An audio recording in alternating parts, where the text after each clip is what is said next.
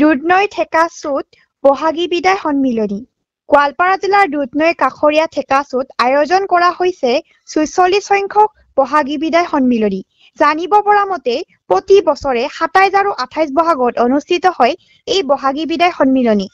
পৰম্পৰা ৰক্ষা কৰি আয়োজন কৰা এই বহাগী বিদায় সন্মিলনীৰ ২৮ তাৰিখে মঞ্চ মুকলি কৰিব ৰাভা হাছং স্বায়ত্তশাসিত পৰিষদৰ মুখ্য কাৰ্যবাহী সদস্য টংকেশ্বৰ ৰাভাই। সাংস্কৃতিক সন্ধিয়াৰ মুখ্য আকৰ্ষণ লংকে বাই খ্যাত বাসন্তী বাই, কৌতুক গোষ্ঠী, কণ্ঠশিল্পী জিনা ৰাজকুমাৰী, হীৰকজ্যোতি শৰ্মা, বিপ্লৱ গগৈ আদি জনপ্ৰিয় শিল্পীৰ গীতৰ শৰাই।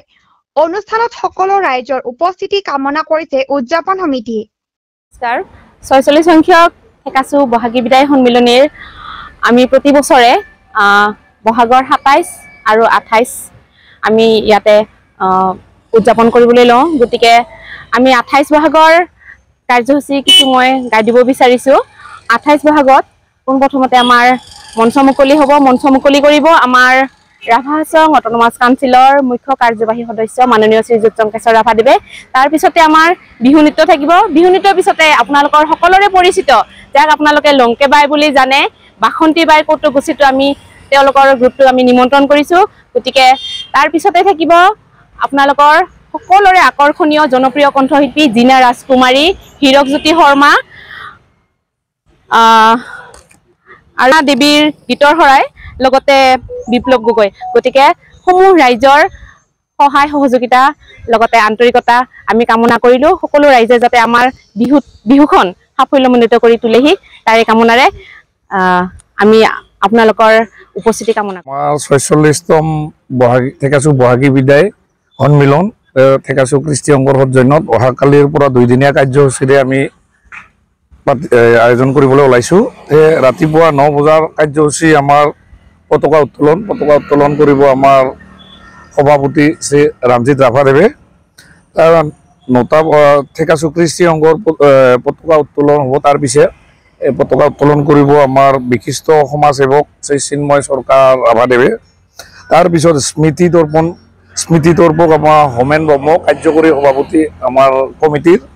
তাৰপিছত আমাৰ প্ৰাচীৰ পত্ৰিকা উন্মোচক শেৱালী কলিতা সভানেত্ৰী দুধনৈ শাখা লেখিকা সমাৰোহ। ৰাতিপুৱা 10:30 আপোনাৰ সম্বৰ্ধনা আৰু বিহুৰ শুভেচ্ছা জ্ঞাপন অনুষ্ঠান। আৰু সম্বৰ্ধিত আমাৰ বিশেষকৈ দুজন ব্যক্তি, আমাৰ এজন বিনয় কৃষ্ণ ৰাভাদেৱ, তেওঁ মানে আপোনাৰ বিশিষ্ট সমাজ সেৱক আপোনাৰ দুধনৈৰ, আৰু এজন হ'ল সাংস্কৃতিক কৰ্মী তথা ডক্টৰ ভূপেন হাজৰিকা বঁটাপ্ৰাপ্ত শ্ৰী ধৰণী পামদেৱ, তেখেত দুজনক আমি সম্বৰ্ধনা দিম। তাৰ ৰাতিপুৱা 11টা বজাত আপোনাৰ আমন্ত্ৰিত বিহু হুঁচৰি, ৰাভা কৃষ্টি, বড়ো কৃষ্টি দলৰ দ্বাৰা নৃত্য পৰিৱেশন। তাৰ ঠিক পিছে আমি কণ ল'ৰা ছোৱালীৰ খেল ধেমালিৰ লগতে চিত্ৰাংকন প্ৰতিযোগিতা। আৰু সন্ধিয়া 7 বজাৰ লগে লগে আমি প্ৰয়াত সুদেৱ কোচ, জ্যোতিষ্ময় ৰাভা, ইন্দ্ৰমোহন ৰাভা, দেৱজিৎ ৰাভা, জীৱনাথ ৰাভা, প্ৰণৱ কুমাৰ দাসৰ সাংস্কৃতিক মঞ্চ উদ্বোধক আমাৰ বিশিষ্ট সমাজসেৱক তথা যুৱ নেতা শ্ৰী শ্যামজিৎ ৰাভা। এই হ'ল প্ৰথম দিনৰ কাৰ্যসূচী। এই কাৰ্যসূচীত থাকিব আমাৰ সাংস্কৃতিক সন্ধিয়াৰ আমন্ত্ৰিত বিহু হুঁচৰি, ৰাভা কৃষ্টি, বড়ো কৃষ্টি, বহুৰঙী, জেং বিহু, লগতে আপোনাৰ উদয়মান আকৰ্ষণীয় কণ্ঠশিল্পী অসীম নাথ আৰু তৃষ্ণা মাতুৰ গীতৰ শৰাই।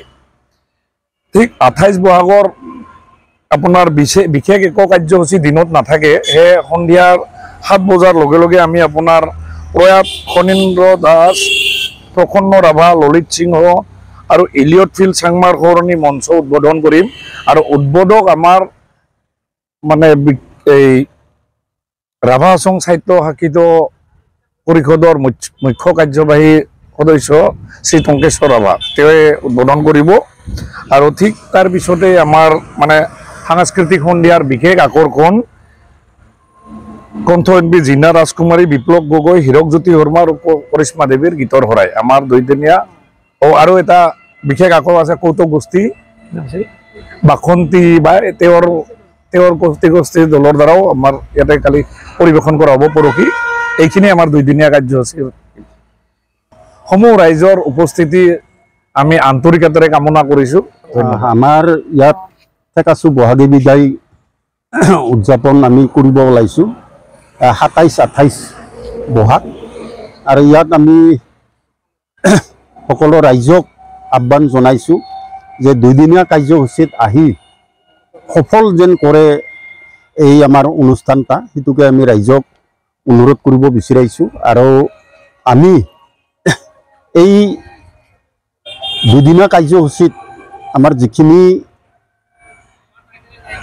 সাংস্কৃতিক দল আৰু কিছু গায়ক মাতা হৈছে, সেই সকলৰ লৈ আমি 2 দিনীয়া কাৰ্যসূচী চলাই যাম। এই 2 দিনীয়া কাৰ্যসূচীত সকলো ৰাইজক মই আহ্বান কৰিব বিচাৰিছোঁ যেন আহি আমাৰ 2 দিনীয়া কাৰ্যসূচীত সকলোৱে আহি উপভোগ কৰে, সেইটোৱে মোৰ কামনা। আৰু আমাৰ এই 2 দিনীয়া কাৰ্যসূচীত যেন ভালে ভালে চলি যায়, সেইটোও মই ভগৱানৰ ওচৰত প্ৰাৰ্থনা জনাইছোঁ।